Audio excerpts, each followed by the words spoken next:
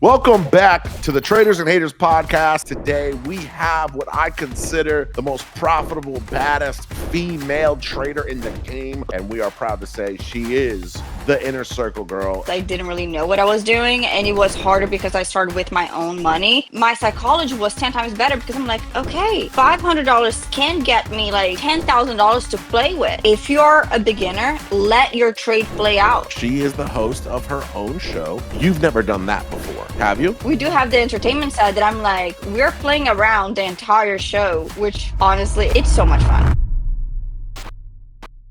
Welcome back to the Traders and Haters podcast, the absolutely worst trading podcast in the world. It's your boy, Big Daddy Max, and I'm with my co-host, the one and only Lama Red Pajama, Mr. Sober Pay to Play. And today we have a wonderful, wonderful podcast for you guys. Today we have what I consider to be the most profitable, baddest female trader in the game right now. She comes from a military background. She was a model at one point in her life. She is absolutely crushing the ICT world, taking it by storm with her own little unique Brazilian spin and twist. She is one of the baddest ladies in the game, and we are proud to say she is the inner circle girl. Ladies and gentlemen, give it up for our only, one and only, Miss Isabella C.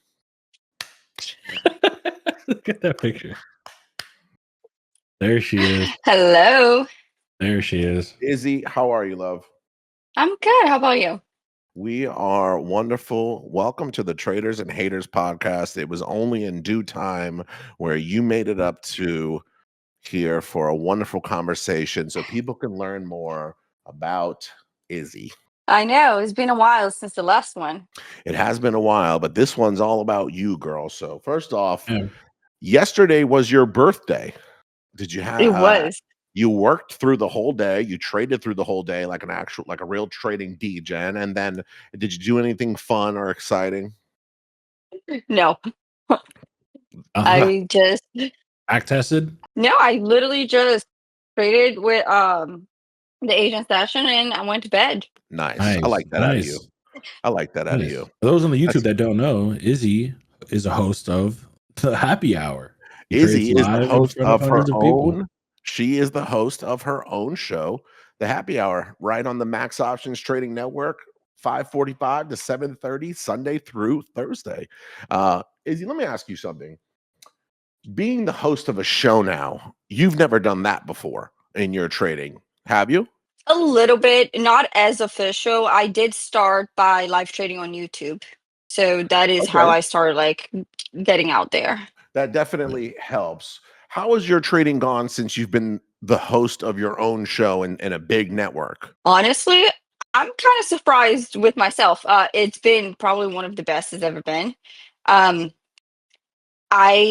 didn't know if I was going to be able to, trade the morning session. I do trade the afternoon with my students, and now I'm trading the Asian session too. So I was like, is it going to be too much? How am I going to find the balance?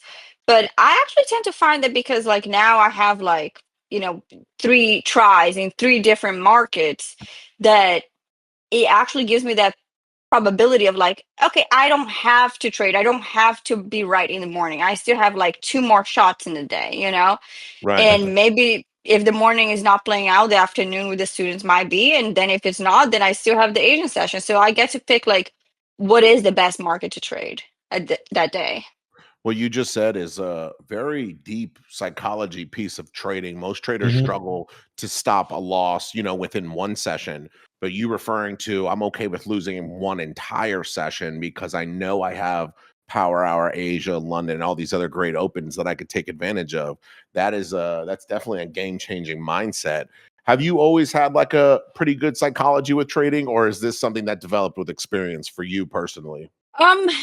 I think when I very, very first started, I think just like everybody else, I didn't really know what I was doing. And it was harder because I started with my own money. Prop firms weren't a thing when I started.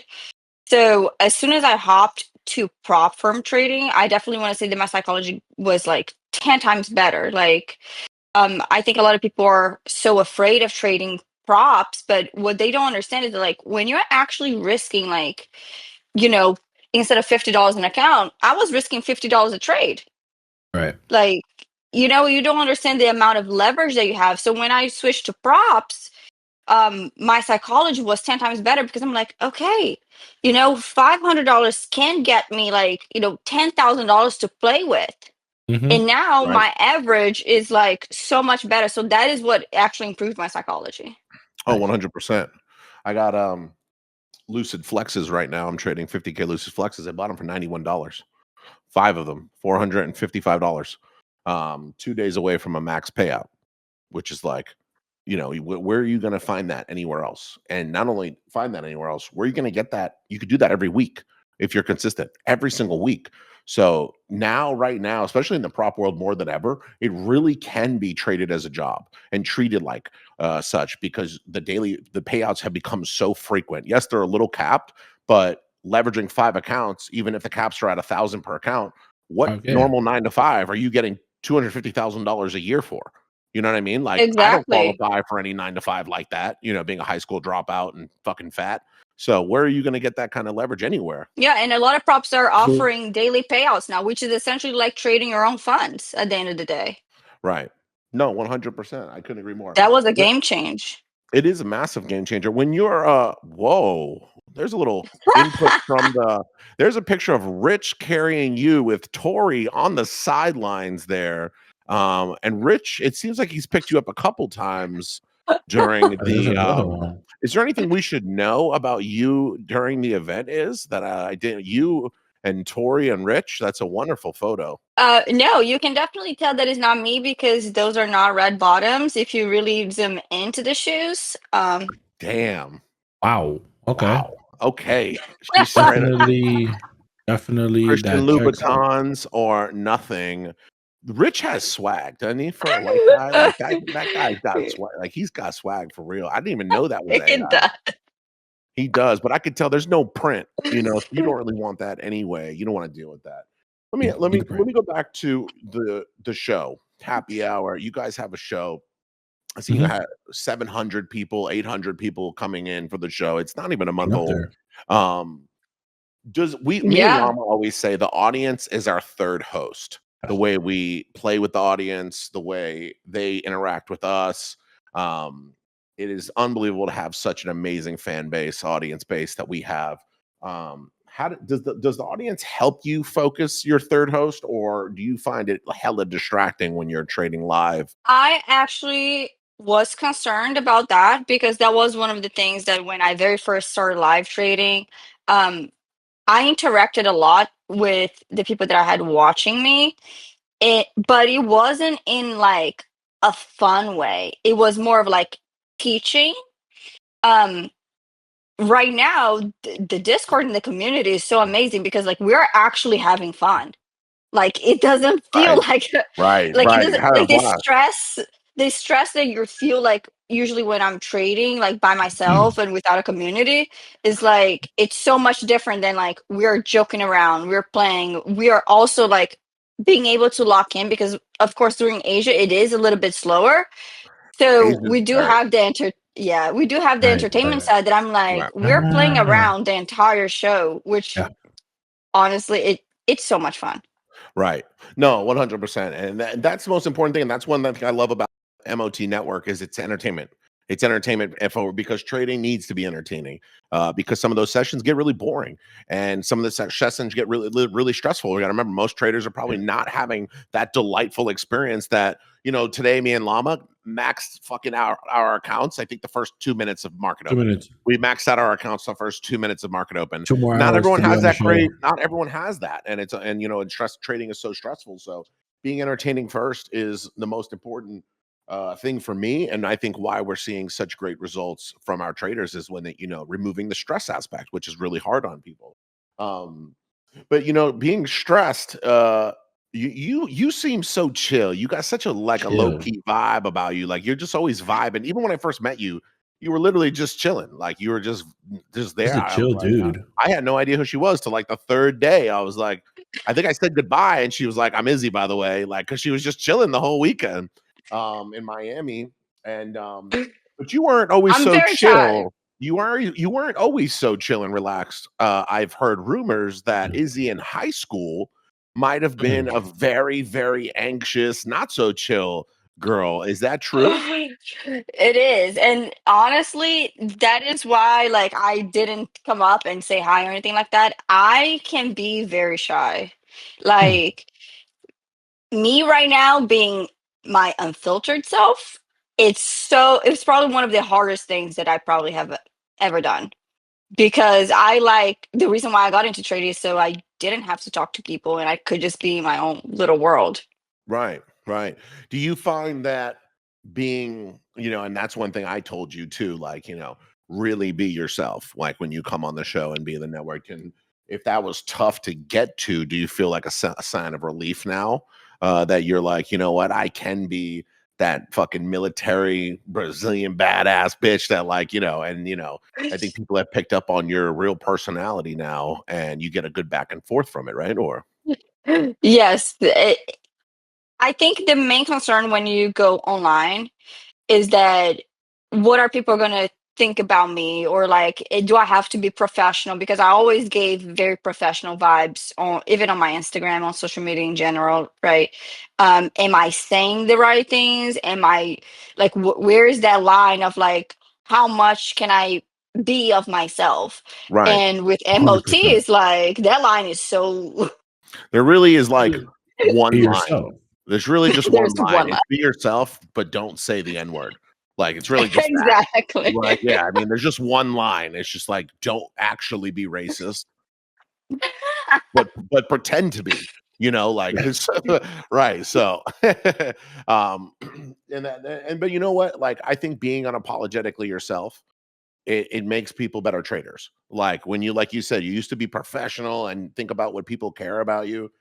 I don't give two fucks what people say on the internet. I never have, and I post my stupid shit every day. I don't read the comments. I don't look at anything. I get more people sending me stuff about others than I do, even remotely look at. And I think that's such an important thing. And social media can be very, very hard because you're not just Izzy the trader now. You're Izzy the content creator. You're Izzy the trader. You're Izzy the host of the show, and you're Izzy like an influencer. You know what I mean? So you're wearing multiple hats. It's a lot more than people realize when it comes to But just you trading. know what? I used to hate making content, like hate it. When I very first started, I want to say 2 years ago, I tried for 30 days and it was dreadful. And nowadays I actually enjoy it because I realize that the more authentic you are, it's not a job anymore. You're No, really it's just just you. showing your Mostly. personality. It's just you. It's just your day to day. Right. And like, and ever since I started doing that, I feel a lot more comfortable. It just feels like I'm actually sharing who I am with the public. And I'm not gonna lie, I barely have that many hate comments for the amount of followers that I do have. Like, I want to say for my probably like last year, like when I very first started like making like really trading content, I didn't receive a single hate comment. It was everybody just incentivizing me, like, "Hey, we really appreciate you. We really like what you're putting out. Like, can you please keep on doing Right. it?" So the anxiety of like, oh, people are not going to accept me is actually the opposite. People were like actually incentivizing me to like keep posting. So like that was actually a surprise. My first That's one, I just commented on a post letting you know I hate you. right. I also Great. tell you, I'll be I the also think first. ICT is stupid. So good luck getting past that comment. No, one thing I love your social media. It's very engaging. And since you've joined the Max Options Trading Network, your social media is actually more than doubled now, which is a very big Yes. turnaround in such a small Mhm, time. What's it like now to see such an explosive growth of social media? And you kind of have to keep grabbing, you have to hold that wheel, being a content creator and moving, your brand forward. And you have such a strong brand, one that I've verified, and I know all of the staff have verified, because when you first came onto the network, we were like, are you a real trader, or what's the deal? Are you grifting over here? Tell us the truth. And then you dropped like fucking 10 payouts on us in a week, and it was like, damn, She's damn, real. She's real. damn. Yeah, And I was you like, know, all right, Yeah, it's okay. game Chill time. out now. Bet. right. And she wasn't just posting like an email. You sent us an email, an approval, the money going through your fucking bank accounts, the dates, the The timestamps, the purchases account. at Christian Louboutin, She said, everything. yeah, she was going crazy on the verification. So we're like, all right, you're the real deal here. I remember Logan getting really pissed off because he was like, what the fuck? Like, and yeah, ladies love keeping receipts. That's a fact. You're in my mind. I don't know. I can't speak from, You're in of my course, mind I don't too. know what these other females are doing, but in my mind, you are the most profitable female trader in the futures world right now. Most And what does that consistent, most mean? profitable. Yeah. I've never seen someone get so many payouts as you, and be as transparent about the payouts as you. What does Yep. that mean for you, especially being a female, being what I would consider the top of the game right now? Um, I do receive a lot of messages from women that we're just such a minority, and I feel like right now we have this injection of women becoming traders and wanting to learn, which when I first started, there wasn't that many women. They were intimidated by the industry. Finance was always like a man's world. And to be able to see so many women coming in and sharing their journey and wanting to be involved and not afraid of being involved, um, and being able to represent that, be Right, an inspiration. Like I get so many messages from women saying, "You are inspiring. Like, please keep posting what and doing what you're doing." So it just motivates me to keep on ranking higher and higher to show that like everything is possible when you really are putting in the work. Like there are for mental sure. barriers that everybody goes through. It's not just men and women. Um, but you got to push through it. Like, and I think that is the main thing, that we all wear so many different hats, you hmm know, and at the end of the day, you have to be able to find a balance, right? Because what I tend to find is that a lot of people don't have that balance. They don't stay in the game long enough to allow their edge to play out. Right, They give up, and that right. is anybody. And the people that stick around for like long enough and become disciplined enough, they usually find their edge. They become 100%. profitable. You Were had mentioned, you go ahead, Lama. were you always like a risk taker? Like, because I feel like trading is very risky, and you're jumping into, like you just said, like a sector that was like so Good question. male oriented. Like it's risky. Like, were you always a risk taker? Like, what did you do before? Well, when I was in the military, right? Like I feel like I barely had like any sense of risk, right? I was just going there, doing my job, and I was so unhappy with my life. And they were trying to convince me to stay in. And I realized that I was like, you know what? It I can't keep doing this for the rest of my life. I feel Right, like that this is not what I'm meant for. I want to be doing something much bigger than this. I just don't know how, right, right? And the more I talked to people that had money that I knew, and I started networking, I realized that all of the things that people did involved taking risks. Either that was, getting a home loan to buy a property, and then getting another one, getting a rental property. Like that's what I was very first trying to do, was getting to like the real estate The real side of estate. things. Yeah. And I realized, I was like, oh my God, when I got my first mortgage, I was like, shit, this is a lot of money that I owe. Then I got a second mortgage and I'm like, shit, that is a lot of money. And then trying to find a way of like, okay, maybe there are other things that I don't have to put that much money towards. And that is kind of like how I found trading. I was actually trying drop shipping first. really. Um, yeah. So you had no problem taking on risk, with you just weren't like necessarily assessing it. How does a Brazilian hot chick wind up in the military, in the United States military? Good question. Well,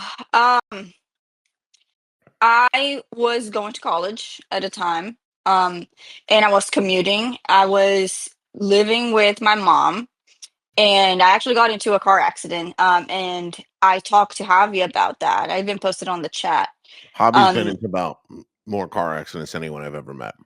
yeah, Yeah. and the car accident was like pretty bad. Like I flipped 4 times on the highway. Like I don't know how I didn't die, but it was one of those moments that I couldn't go to college anymore, and I didn't know what I was gonna do, really. I was like, "Okay, what are my options?" I was really depressed. I was just, like, laying in bed, contemplating life, couldn't really figure out, like, what I wanted to do next, and, my mom actually literally, she told me, she was like, "Listen, you can't just stay in bed. You need to do something with your life. Okay, the military actually offers free college." And I was just like, "Okay. Interesting." And, and she was like, okay, so you have two options. Either you can go find a job and get out of my house again, or you can join the military. And I was just like, oh, I guess I'm joining the military. Yes, I'm joining the fucking military then. Yeah, Yeah. I joined the military because when I was working corrections in law enforcement, all my boys, literally all of them, were in the reserves, and I was like, I gotta get the fuck out of Port St. Lucie, Florida. I was like Pizzle. stuck. I felt in the pizzle. I felt so stuck, and I was miserable. And I was like, I gotta get the fuck out of here. I can at least leave for a few months. And then I was watching military videos. And I saw this paratrooper video. I'll never forget it. I saw the original paratrooper school video of them. It was like run, run, run until your fucking feet blister, until your boots hit the ground. And it was like this crazy 1970s military airborne That made video. you go enlist? No, bro, that shit got me so hype. And I was like, you know what? Because there's no middle for me. It's either I go 100% or I go 0%. There's no middle in Max's world. I have to do something 0 or 110%. And then I went back to my recruiter and I said, reserves is gay. Like, I want to go active duty. I want to be a paratrooper and I want to go overseas. And they're like, seriously? And I'm like, yep. And they're like, we get that signed up. I get you out of here in 7 days. And I said, let's do it. And I shipped the fuck out 7 days later. I think it's that impulsivity of the ADHD that I didn't realize I had at the time that really took over. What was your overall military experience like, though? Would you say it was good or bad? I always tell people the best thing I ever did in my life was join the United States Army, and the second best thing I ever did was get the fuck out of the United States Army. What do you think was how was your overall experience? That is very relatable because before I joined, and the reason why I think my mom pushed me to go was because I had no discipline. I've always been honestly fairly lazy. Like I didn't like exercising, I didn't like studying, like I barely like doing anything, to be quite honest. I was just Right. like, Nice. yeah, I Um, was just like, I didn't fucking do shit. And my uncle actually was in the army in Brazil, and my mom saw what it did for him. So I think that was one of the reasons that she was like, "Hey, I saw what that did for my brother because he was lazy and he had like right, um, he didn't know what he was gonna do with his life. And I'm seeing that you're going the same path, and maybe this is gonna teach you like how like to properly exercise, to have discipline and everything like that." right, And without the military, 100%, all the benefits, everything that taught me, and that actually, I think it pushed me to have this drive that I didn't have before. I don't think I would have been here without it. right. So that was definitely one of the best things that I've ever done. And then once I did my time, I realized that, you know what? I'm ready. I need to get out. I need to get out of here. Yeah, same I need to get feeling. out of here. Same exact thing. How did you I actually don't know if I know this story. How did you end up in trading? Where Well, did you it first was I think learn or hear the she word? explained it earlier. You wanted to jump into a low risk after drop shipping.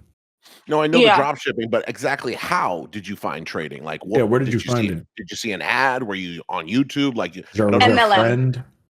Yeah, friend. Ah, So a friend doing MLM, and then his wife was doing so good at trading. Why are you And putting they his were wife in quotations? Are you implied that it wasn't really his wife? no, that his wife was doing so good at trading, that part. She was Can marketing. I ask you a personal question? Yeah.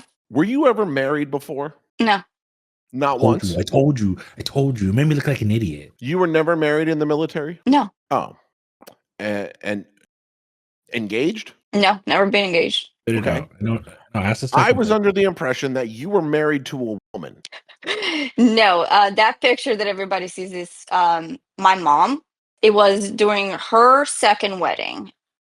Um, No, I know that, and I know that obviously it yeah. went with your mom, but I honestly thought you had like a wife. Where did that come from?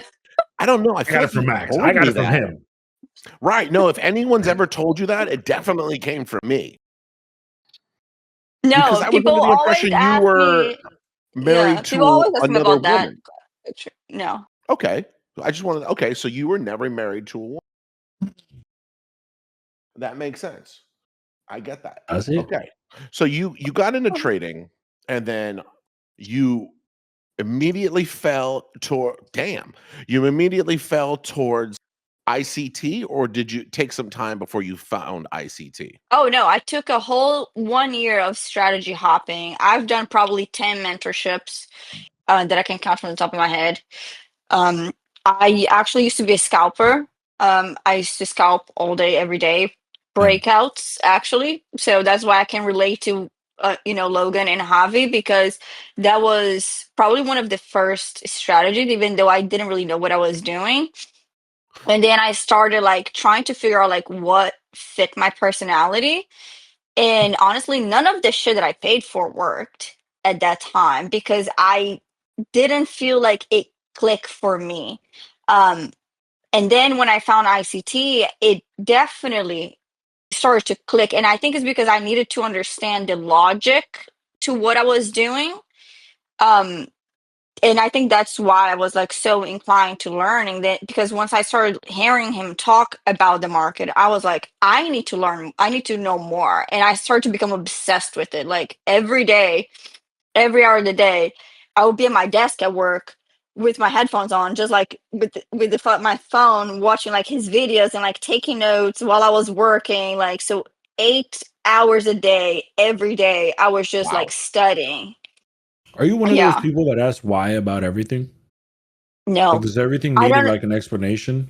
No, it's just because with trading, I think because I didn't understand what I was doing and I wanted to understand why did price move? What was it like an entry? Because before I didn't even know why I was clicking a button, you know? I think I was trading like zone to zone at some point, and I'm like, Yeah, okay, just how ask, do you right? mark a zone? It's just like it wasn't so black and white for me that I was just like, it's so subjective, and everything that I was trying to learn was subjective. And that is one of the things that I really had to come up, even with ICT, is that my strategy is black and white. There is no like maybe. Like if we're above this level, we're selling. If we're below this level, we're buying. Like I had to do that for my own self because I was just confused before. One thing I notice about ICT traders, which I find very interesting, and correct me if I'm wrong, because both of you up here are ICT style traders. Lama has additional confluences outside of ICT, I know, of course. But you both, and a lot of the ICT traders I see, if not all of them, favor shorting. You like going short more than you like going long. Is that a correct statement? I like shorting more. That's personally because I think the economy is bad and I just want to see the market. Like, I think the market's too inflated. So I've been wanting to short it for the past couple of years. Like, I don't understand what we're doing at 25,000 on the NASDAQ when fucking rent is $3,000 for a 1-1. Right. That's like my, like, Yeah, that's why I've been favoring shorts for the longest. But we've been What fucking about you, everywhere. Izzy? I'm just a reversal trader, to be honest.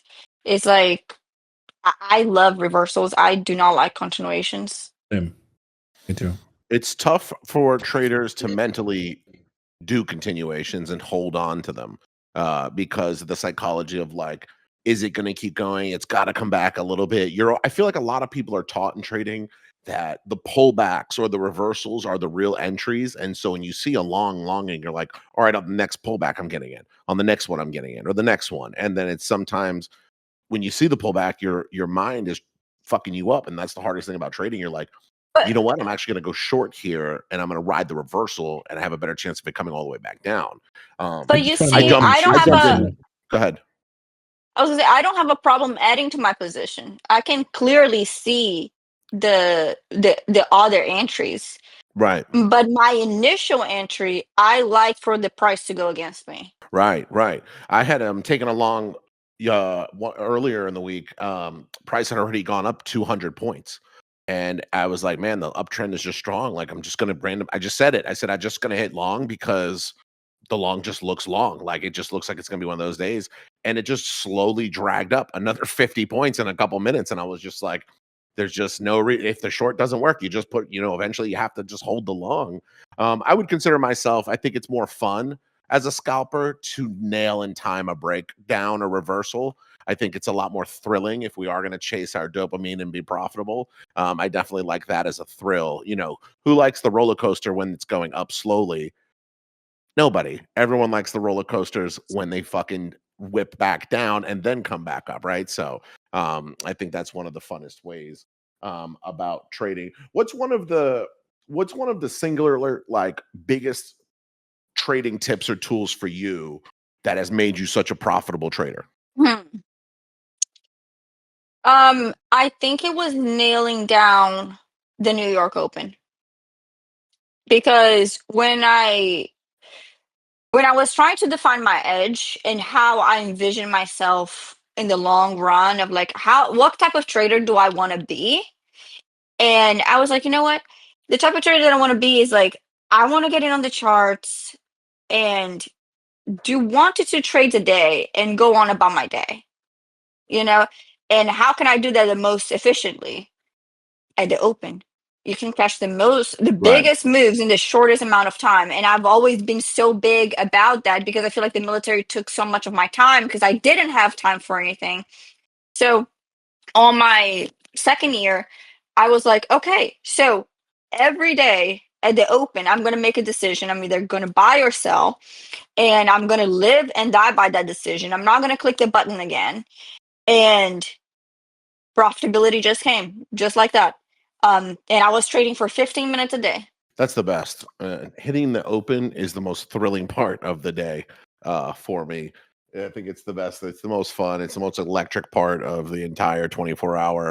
One of the questions Katie from the audience wants to know is, you don't take partials, right? You hold until TP and then trail? I've tried everything. I've tried everything.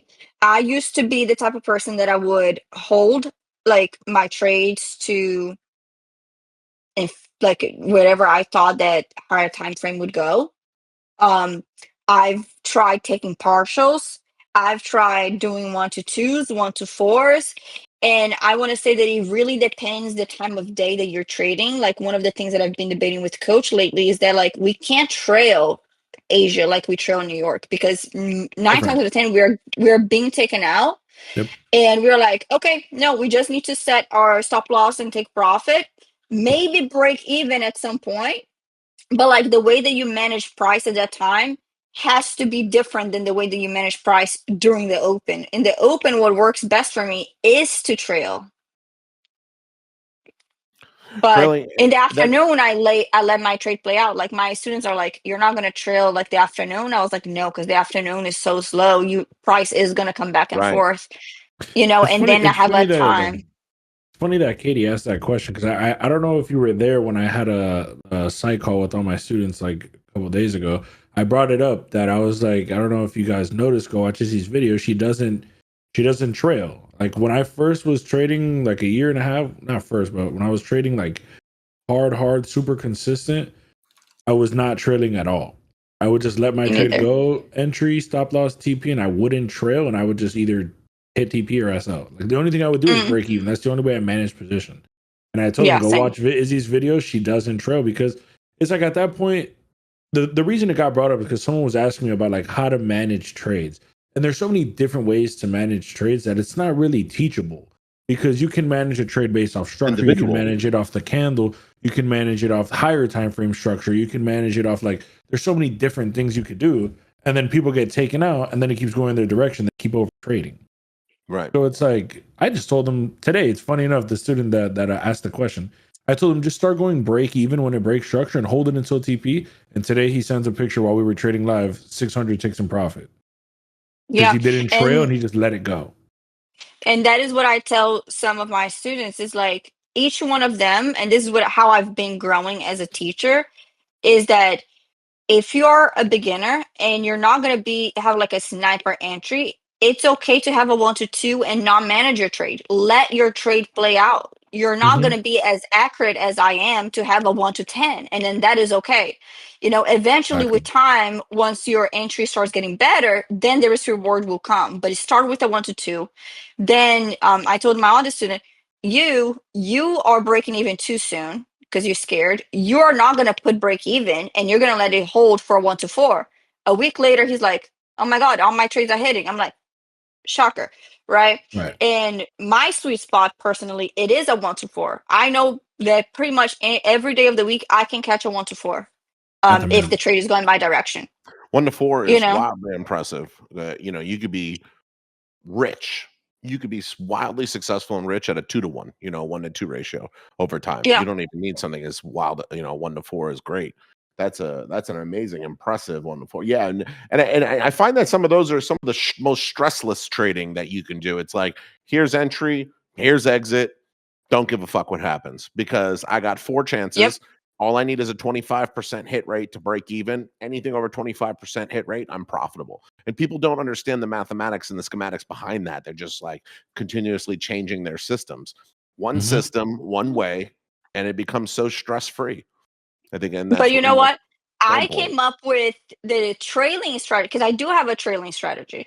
But the reason why I came up with it is because I didn't used to trail my trades, but it was because of Apex's rule. When I very first became a futures trader, that was the very first firm that I went with and the very first payout I got.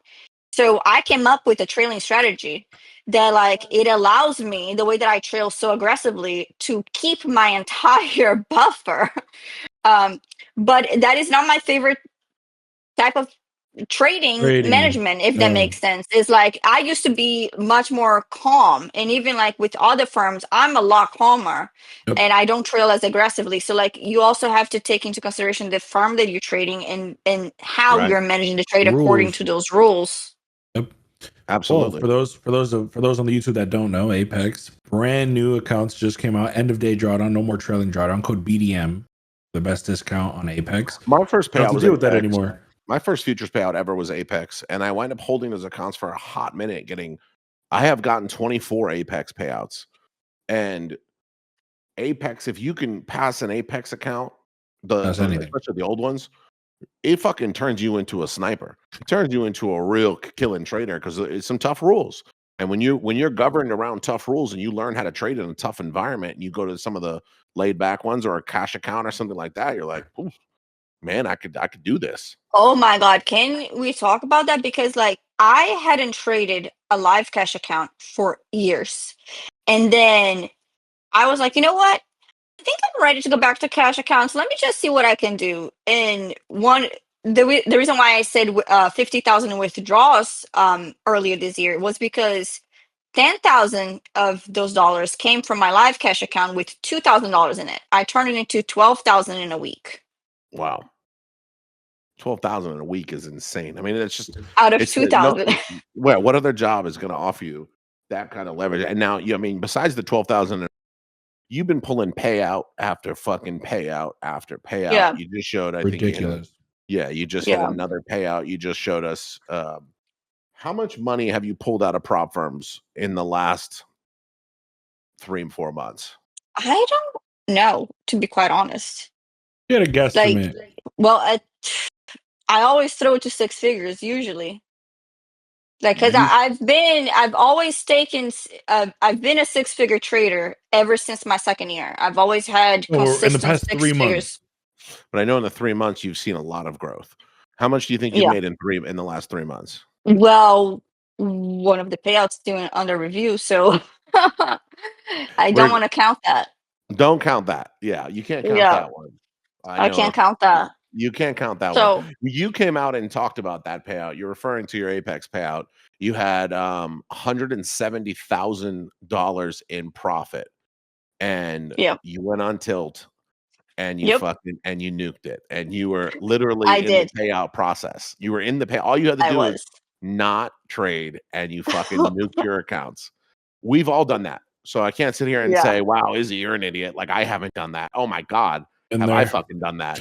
I know. Been there, done that. Been there, done that. Everyone here who's a real It's Welcome to the trader fine. club. has fucking nuked a lot of cash.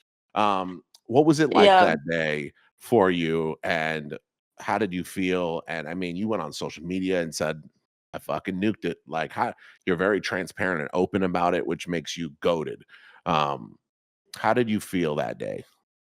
You texted me. I know you were on some Yeah. shit because you texted me off rip and was like, She I called just, me. I just fucking blew all I my was about to accounts. cry. I was about to cry. Like it was my Yeah. bread. I was like, yo, You know fuck. what? I wasn't as upset as you would think I would be, because I think part of the psychological aspect was that I was very stressed out. I Yeah. was actually that's what I was thinking about. Like, ever since December, like December, I had 2 red days. You're on a generational run. You were on a And that's I what I know you're on a literally, crazy run. yeah, I literally had no red days in January, I think, with Apex's account. Like, from the day I passed into the day I requested payout, I had 0 red days. So like I was on a run to the point that like I feel like my mental was so burnt out that I was just like, well, at least that's kind of over with. Right. And then once they dropped the end of day trailing, I was just like, you know what? That is the silver 2 lining. days You know before your what? shit gets fucking that's Oh, tough. but yeah, That's but that tough. was the silver lining, that I was just like, you know what? I get to actually trade how I normally would trade and with my mental health intact, Right. because that trailing was literally getting to me to the point that I was just It's like tough. extremely stressed out every single day. Like, I was losing Right. sleep. I couldn't sleep. My cortisol was like off the charts.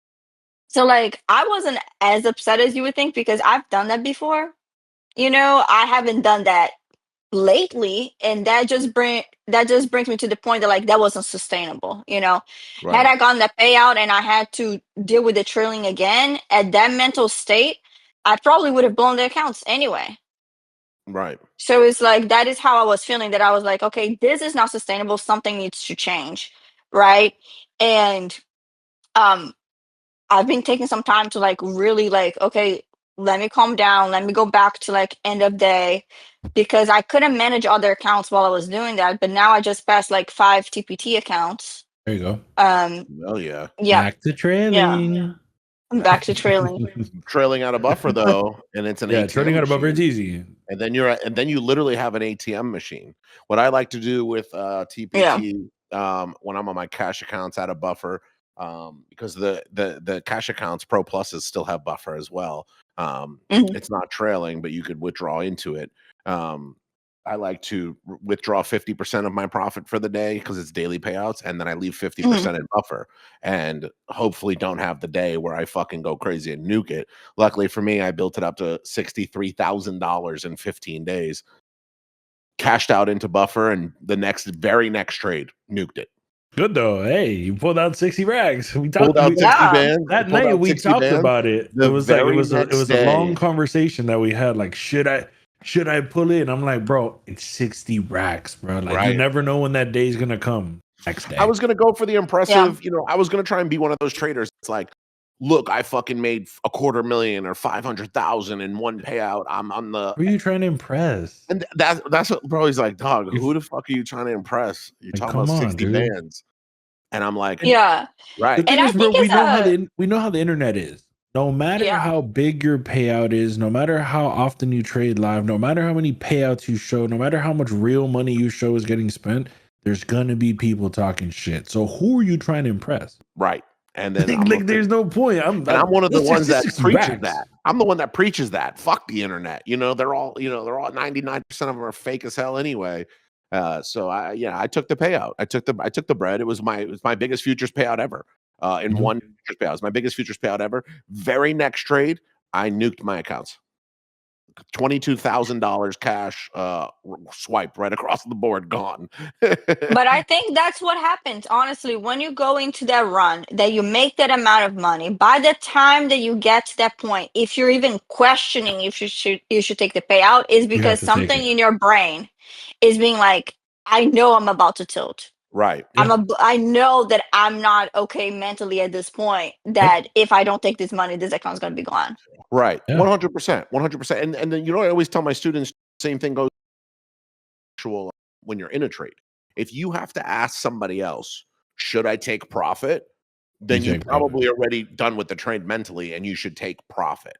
Right. And that's why that's like a psychological piece of trading. Is like if you have to ask somebody else what you should do in this very individual career, then you're pretty much done with whatever you're asking. You know what I mean? You're mentally drained on that, and it's time to let it go. Yeah. And I think that's something that, especially as high performers, that we tend to like oversee, that sometimes we do need that mental break. Right. Need that reset. We Speaking need of a social reset. media, your social media is exploding. You're doing millions of views. The eyes are on Izzy. I think you're the hottest thing in the fucking futures world. You're the most profitable female. What kind of attention are you getting on a daily basis behind the scenes? What do those DMs look like? You better not tell them about me. And besides Lama, what do those DMs look like? Oh, babe. Oh my God. Is it pretty wild? It's been pretty wild. And you would think, I was not expecting this. The amount of guys that I had, they don't diminish me whatsoever. They are just like, can you please take care of me? Can I be your baby girl? Yes. A guy is telling you that? I think I say it Can every you- 3 days. Yeah, Lama is like, you can be my sugar mama. What else does Lama say? My mortgage got to get paid. All right, relax. My mortgage got to get paid, twin. That's wild. And so, and even the women are in your DMs. What has Katie been saying to you? Ooh, Katie's talking I crazy. know Margie and Katie and Jamie. What are I bet the ladies are just as bad. No, not crazy. really. I've only had Because one I girl told ask all me of them that you were married to a woman. so you've been spreading rumors. Oh Yes. no. I will no longer spread this misinformation. Oh man. What is No. What is the what's the worst date you've ever been on? I like that. What was the worst date I've ever been on? Like top 3 if there's. Well, there's this one that I recall. Oh, I know the worst date I've been on. Actually. Okay. So I met this guy at a bar one time, and he was wearing a hat, and like it's kind of dark in there, and like you can't really tell like how the person looks. Dark in what way? The way No, I would the bar. say it? The bar was dark. Oh, Right. He Like was white. in what way? February. The bar? Like No, just the bar. The bar, right, like the lights. right. The Right. lights. Oh, the lights. Okay. All The right. lights. All right. Tracking. All right. Yeah. So I couldn't really tell how he looked. Like he had just the hat, and like he bought me a drink, and he was friends with a friend of mine. And he was super nice, super chill guy, and he got my number. And then eventually he was like, I really like talking to you. I want to take you on a date. I was like, okay. Nothing disrespectful. He wanted to bring me to get brunch, and then he's like, oh, and then we can grab some wine and go for a walk on the beach. I'm like, sounds like a chill time.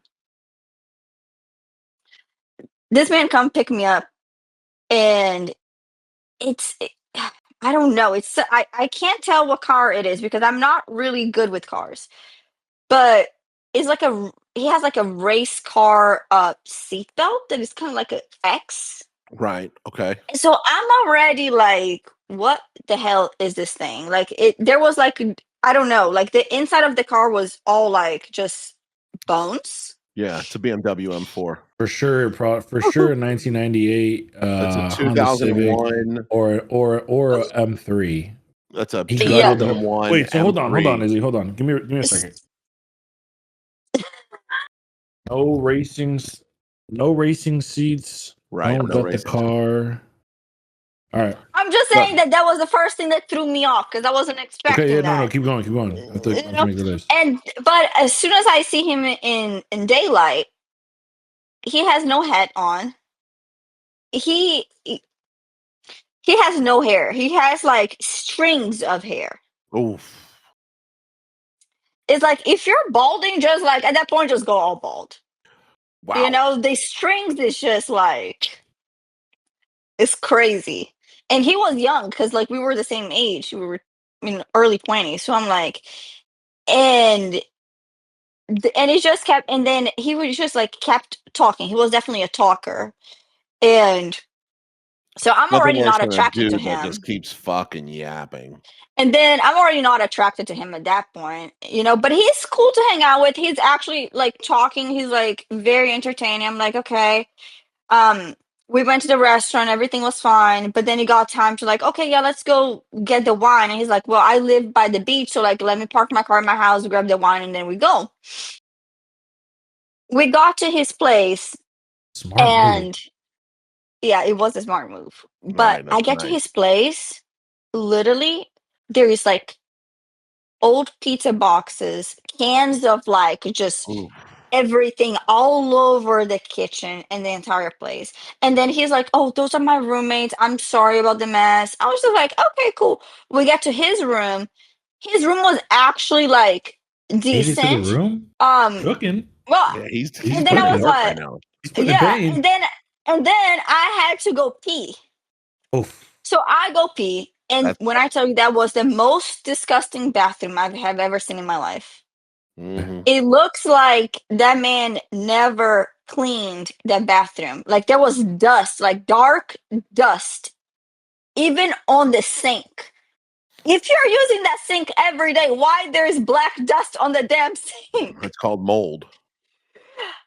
No, it was dust because I was like, I was trying to wash my hand, and then like I was Ugh. like, what in the All right, hold on, actual though. fuck? No, take more notes. So- no black dust. No seatbelts.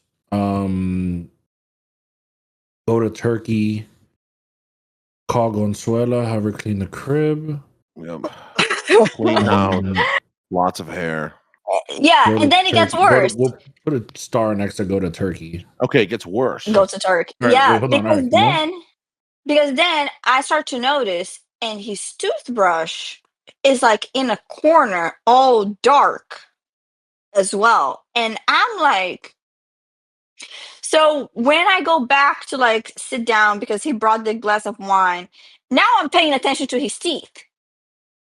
Them shits were so fucking yellow. Oh, really? Like with crust, and I was just like, Wow. I couldn't stop looking at his Yellow? teeth. Damn. You say yellow? Yellow? Wow. Yellow. Okay. And then what happened? Yo. And then he tried to kiss me. Ah, wow. Oh, Wow. having to come up with all sorts of excuses. I was like, listen, I just got out of a relationship. Ah. I'm not ready for this right now. Maybe on the second date, you know, I'm not that kind of girl. I don't kiss on the Right. first date. Right. Oh, Okay. Now let me bro. ask you this. Lama, write that down. Bright white teeth. Come on. Let me ask you this. What if after all that Mm.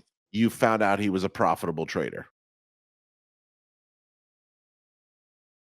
Does it That work would then? change nothing. No.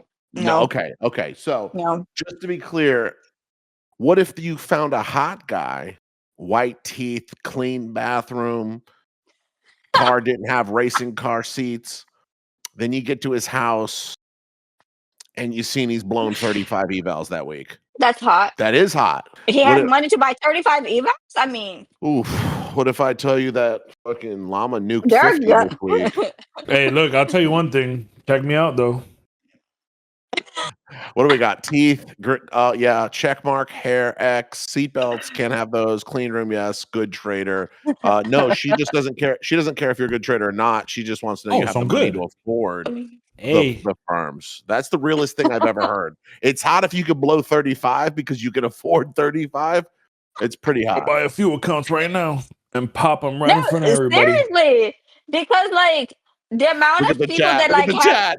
The chat. I blew 80 Apex accounts, baby. I blew 45 yesterday. I think we're all good. I think we're all good. I I'll think we're blow over good. all of them right now. Oh my god. And we're good here, twin. Yeah. Let's be honest here for a second. As a very Yeah. profitable female badass trader now, I'm sure, especially like with the recognition on your whole life has been you're elevated, I would assume, right? Like in the last 3 to 6 months, you're on another tier, you're on another trajectory in life. Do you have your goals Yeah. changed for 2026 given the big switch and the big trajectory change? You know, I tend to think about myself as a very realistic person in some aspects. Is like all the goals that I've had for myself, I every time that I'm able to accomplish them, the bar just like It's higher. rises, right? Yeah. Yeah. And I'm just thinking about the next step. Like I don't try to think too much further ahead and just like to analyze what is giving me in the moment because I try to stay focused on what I'm actually doing every day. Because if I'm doing the best that I can every single day, the results are just gonna come. Right. I don't know. I don't have like this crazy like, oh, I want to buy a mansion. And it's like, Right. well, if I work every day for my goals and I'm making money and being better and treating the accounts like I'm supposed to, that will just come Just naturally. So come. like Yep, yep, that yep, has yep, yep. all Me too. yeah, that always has been my mindset. Like everything that I've bought, it just comes like, oh, I feel like actually buying this right now, or like every payout, I'm like, I'm gonna treat myself. What do I want? And that is Right. how I try to see things. It's like it's take like a small piece of the pie once you actually get the payouts and just It's good to reward see what yourself. is yeah, and see what you can do with it. I don't know if I said this on my interview, but I've always told people I don't really have goals. I don't really like I have like aspirations and dreams, obviously, but I don't have goals because I feel like it'll limit myself. Yeah, So it's like I I think never so too. wanted like the G-Wagon, I never wanted the car, I never wanted the Porsche. It kind of just like Fred was sitting there and eventually just kind of treated myself or treated those around me. And I feel like that's how it should Exactly. be. That's how It's I've like you always done things. I have goals. I definitely have goals. Rich accidentally posted his bank account, which is just under $1 million in capital. So he didn't mean to do that. One thing I do know, Izzy, is where you currently reside in the United States. There's not a lot of great Brazilian food. There's not a lot No, of there's good. May not. There's not a lot of 2015. good Sucks. sand and potato salad, and you're not going to get the picanha fresh off the grill with the right salt and the garlic, but you're not going to get any of that. So That does hurt my heart. right. So when are you planning to come down to South Florida to MOT headquarters where you can Right. be so you can get appropriate Brazilian food? I When know are a we having a spot. headquarters? We'll The figure way that things out. are going, probably by the end of the year, it might be done by next fall, next summer, next fall. Yeah, we'll see. You know what's funny? Because I almost bought my second house in Orlando. Well, not Orlando. It's far. You'll Yeah. be around all the Puerto Ricans. Yeah. No, I'm just saying that when I was actually looking into real estate, like I almost bought a property in Florida. So like that was like my ideal scenario back at that time was to have two places. I was like, okay, I Yeah, can Airbnb, that place in Florida and be closer to like, I everything that I like love and kind of go back and forth. I love that you have such Um, a real estate mindset. It's very rare when you talk to someone who has a real estate mindset in trading. And I used to compare a lot of my option selling to real estate mathematics. And when in returns of being happy with returns and a generalization of how wealth is created, it's a lot less and a lot slower than traders a think. lot A slower. lot less They and a they lot do slower not than traders think. understand. Right. If you Oh could my get god, I actually 1% a lost month. money on my Right. what I was trying to do with the last property that I bought. And I was just like, okay, I need to take a break from real estate because like the amount of money that you put in for such little return compared to trading is insane. Insane. Like people don't realize. Yep. Like Yeah, the fast money is it's because of We're the leverage we spoiled spoke about with the earlier. fast money. Yeah, it's unheard of. we are. Yeah. Last question is before we let you go. This was such a fun podcast and interview. I think it's important for everyone to get to know you a little bit more because, in my mind, like I said it 10 times, I think you are the most profitable fast tracking female in the whole futures industry right now. And then that is, that comes with a big fucking responsibility for you, to uphold that title, that image, that responsibility to all the people that follow you and everything. Last question I have for you is if you had to tell your younger self who was just starting trading right now one piece of advice, what would it be? It took me 1 year to figure this out. And it is one strategy, 1 hour a day, one trade, 1% risk. At that time, 1% risk made sense, but adjust that accordingly. Right. Unbelievable. Ladies and gentlemen, give it up for Izzy, the inner circle girl. You know her, we love her. She is the host of the Happy Hour show at the Max Options Trading Network. She is one of the most profitable badasses in the game. Her course is available on maxoptionstrading.com. Her Instagram, her socials are popping off like crazy. She has some fun things I've been told in the works for you guys behind the scenes. New awesome things that she's been working on to try and improve her game and what she can provide to the community. She is a legend, and we are so happy to have her here with us today. And thank you, Izzy, so much for joining us, guys. Put a big Thank you. Put a big IC in the chat for our girl, Izzy. We thank you. Thank you.